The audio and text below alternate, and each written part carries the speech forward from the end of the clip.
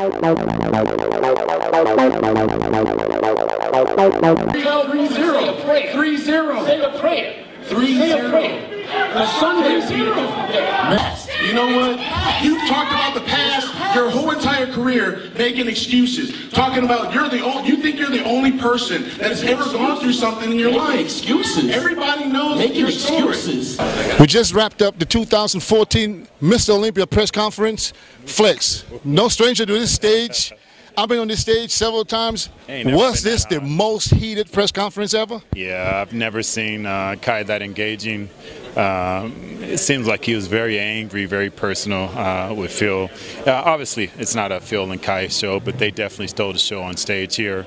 It's going to be interesting to see if they can do that Friday and Saturday night. Well, they'll both be going 1 and 2 for the last 2 years. So Kai signed the poster last year as a Mr. Olympia 2013. It didn't happen. He signed it again this year as a Mr. Olympia 2014, and it talks like he means serious business. Do you think Kai is just trying to get into Phil's head to throw him off his game, or do you think that Kai is so convinced that he's so much better this year that he can take the crown?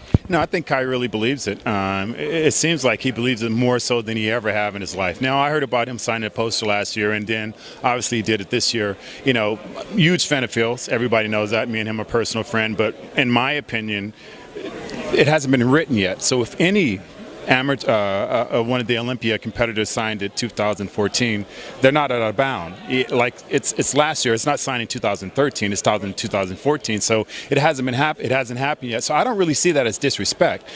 No more than us writing in the magazines back in our day or now. Man, I'm going for the Miss Olympia. I'm going to win. I'm going to be the champion. You're supposed to believe in yourself. I don't see that. So should that fire Phil up? Hell yes, should fire him up and try to make that not happen like he has done the previous 3 years. But I don't really see any disrespect for that. What I see is actually a guy who's really confident and believes in himself. Well, I mean, it was not only heated on stage. There came, I mean, we had sounds came from the audience like the guru, George Farah. While Phil was talking, he said, "Get ready to retire." Yeah, well, that, I mean, you know, again, I see it all as fun and war. And this is definitely war. I don't take it any personal. I've seen worse things happen and stuff like that. So, I mean, obviously, you know, people in the audience can talk all the talk they want. They don't know what it's like to have that type of pressure here on stage. They're not going to be on a stage battling tomorrow. So, I mean, it's all chatter. But at the end of the day, you know, the talk's going to come to an end tomorrow, and these guys are going to be able to speak for themselves with their physique. So, other than that, I really didn't see nothing here on stage disrespectful. Did you? I mean, you were back in our days. It was worse back then. Yeah, I mean, I didn't see any disrespect. I mean, even Phil, who thought he was disrespected when he was talking about his father's past, I mean, his dad who passed in March, and Kai interrupted him.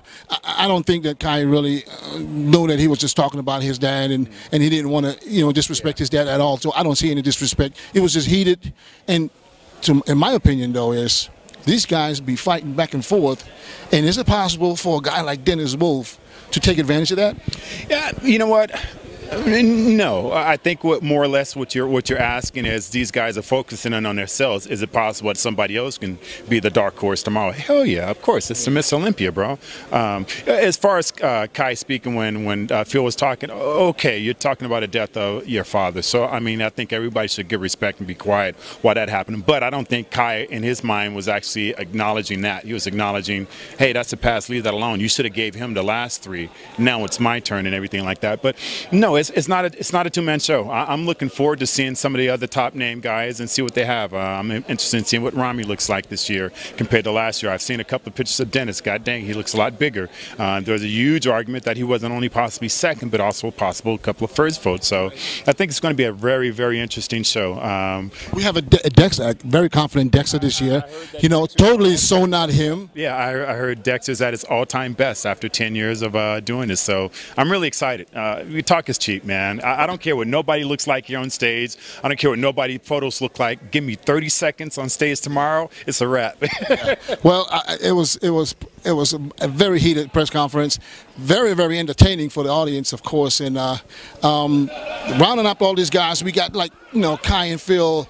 1 or 2, we got Dennis coming out there. Flexitron Sean, who says he's 15 pounds bigger than last year, in better condition. If that's really the case, if he put this 15 pounds on places where he needed them, like his back, then I think that Flexitron can, you know, can throw in some serious game. I think it's approximately 4 guys solid, maybe 5 guys solid on stage who can actually take that one spot, which makes it for a very, very heated fight, and possibly the most competitive Mr. Olympia of all time. So it's going to be a great show.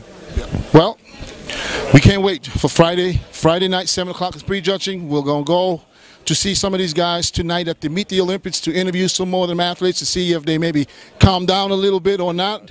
You know what I mean? But until then, for Flex Wheeler, I'm Dennis James for FlexOnline.com.